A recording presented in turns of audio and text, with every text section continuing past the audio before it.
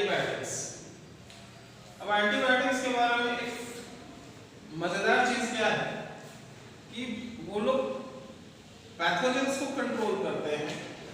Pathogens can either be bacteria और fungi और protozoa, any microbe can be called as the pathogens.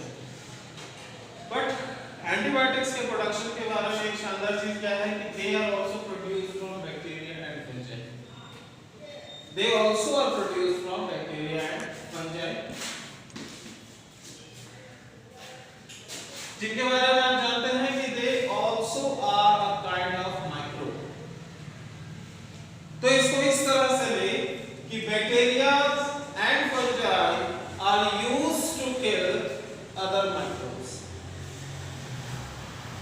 Now there are some examples of antibiotics: streptomycin, tetracycline and erythromycin. These are some of the examples of antibiotics which are generally given to humans for the cure. Antibiotics के बारे में कुछ चीजें ध्यान रखनी चाहिए कि कभी भी इसे बगैर डॉक्टर की अनुमति के नहीं लेनी चाहिए। डॉक्टर कहता है तभी एंटीबायोटिक्स को यूज करना चाहिए, अदरवाइज नहीं। जितना वो कहता है उतना ही लेना चाहिए, उससे ज्यादा या उससे कम लेने का प्रयास नहीं करना चाहिए।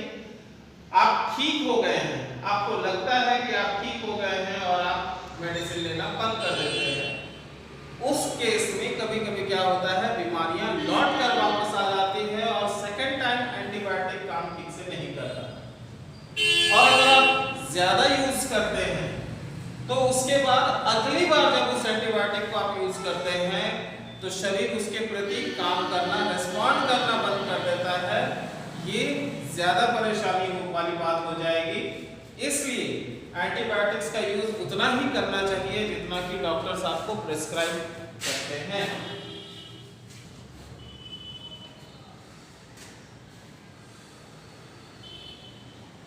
तो एक पेनिसिलिन नाम का एक मेडिसिन यूज किया जाता है, या कह सकते हैं एक एंटीबायोटिक है जिसे यूज किया जाता है।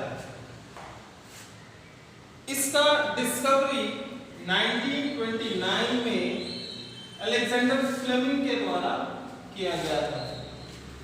कह सकते हैं कि ये एक एक्सीडेंट था, क्योंकि उस समय मिस्टर अलेक्जेंडर फ्लेमिंग जो है वो पेनिसिलिन का खोज नहीं कर रहे थे।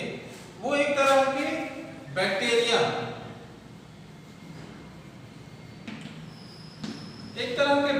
पर काम कर रहे थे, उसको कल्चर कर रहे थे। कल्चर करने का मतलब होता है उसको वृद्धि एवं विकास करना अंडर कंट्रोल्ड कंडीशंस। तो उसको कल्चर कर रहे थे, तो वहां पर उन्होंने पाया कि उनके डिश में मोल्ड, एक प्रकार का फंगस डेवलप हो गया, और इस फंगस के कारण उसके आसपास जहां मोल्ड बना था उसके आसपास वो बैक्टीरिया का ग्रोथ भी रुका। इनफैक्ट उसने कुछ बैक्टीरिया को मार भी डाला।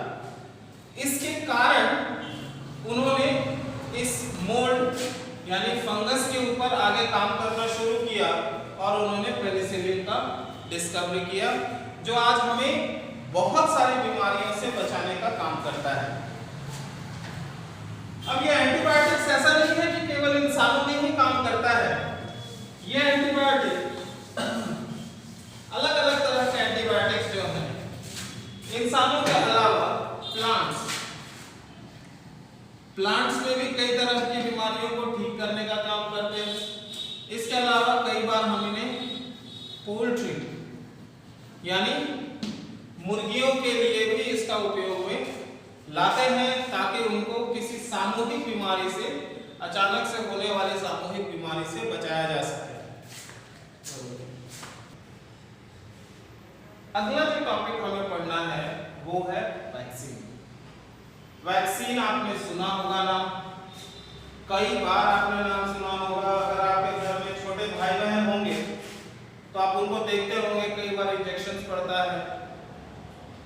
और कई बार पोलियो पोलियो ड्रॉप्स,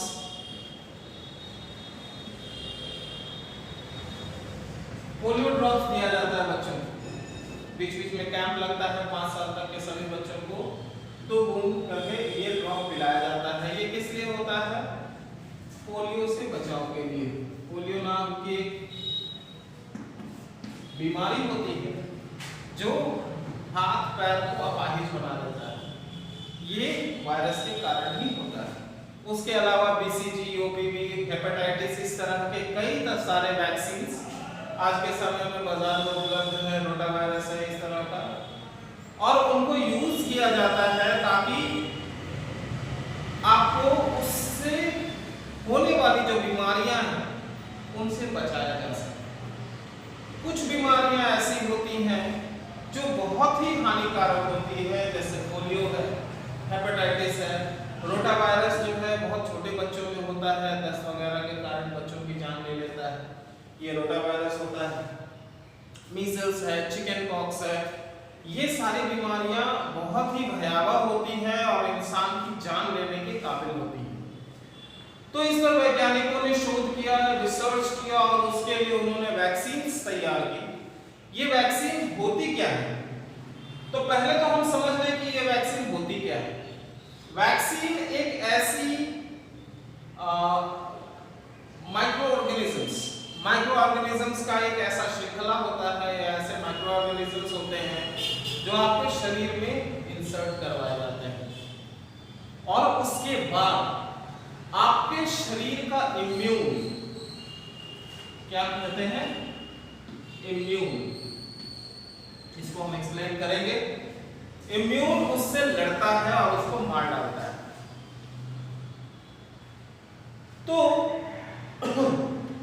जब वैक्सीन के तौर पर आपके शरीर में क्या डाला गया, ध्यान देने वाली बात है, डिजीज कॉजिंग पैथोजेंस जो अपने वीकेंड अवस्था में होते हैं, यानी वो कमजोर होते हैं, वैसे माइक्रोब्स को आपके शरीर में डाल दिया जाता है वैक्सीन के माध्यम से, और उससे आपका शरीर खुद लड़ता है।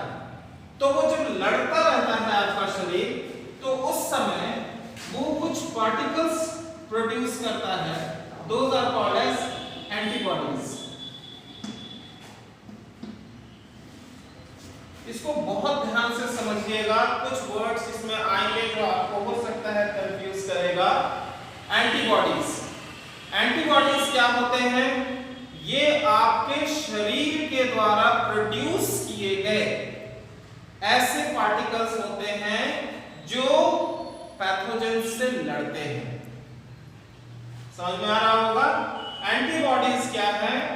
ऐसे पार्टिकल्स हैं जो आपके शरीर के द्वारा प्रोड्यूस किया जाता है ताकि बीमारियों से लड़ा जा सके, और अगर एक बार आपका शरीर किसी बीमारी से खुद से लड़कर उस बीमारी को खत्म कर देता है, तो उस प्रक्रिया को आपका शरीर पूरे जीवन याद कर लेता है, और अगली बार जब वो बीमारी आपके शरीर को अटैक करने का प्रयास करता है, उसी माध्यम से, जिस माध्यम से उसने पहली बार हराया था, उसी माध्यम से वो उसे दोबारा भी हरा देता है।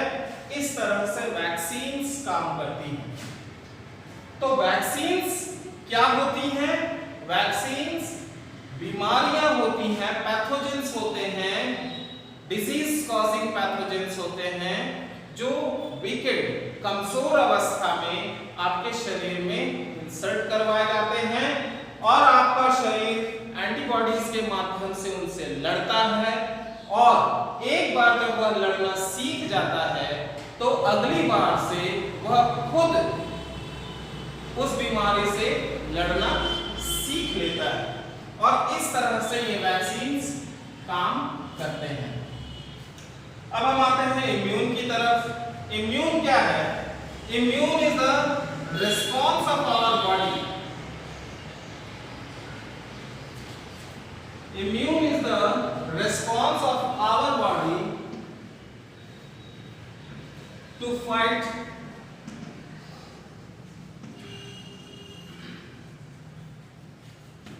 against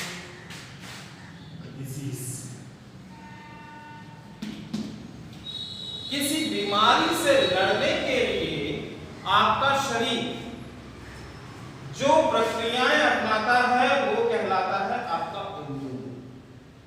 ऐसा नहीं है कि कोई भी बीमारी के लिए आप हमेशा दवाइयां ही खाते हैं। आपने देखा होगा कि कई बार आपको सर्दी खांसी होती है और खुद से ठीक हो जाता है। मुख्य तौर से सर्दी जो है वो खुद से ठीक हो जाता है। कई बार आपको बुखार आता है, बुखार खुद से ठीक हो जाता है, थोड़ा समय लगता है फिर ठीक हो जाता है। तो क्यों होता है? सर्दी का कारण है वायरस, और आपका शरीर कई बार जो है उस वायरस से खुद ही निपट लेता है। तो ये जो प्रक्रिया है this is called as immune. तो कुछ जो टर्म्स हमने आज देखा, वैक्सीन, इम्यून, एंटीबॉडीज, ये सारी चीजों को समझ लीजिए। इसको हम लोग आगे जब आगे की क्लासेस होंगी या आगे आपके पास कुछ पेजेस जाएगा तो उसमें आप पाएंगे कि इसका हम सारा डेफिनेशंस लिख दिए हैं, उस पर भी ध्यान दीजिएगा। अभी इसको अच्छी तरह से समझने का प्रयास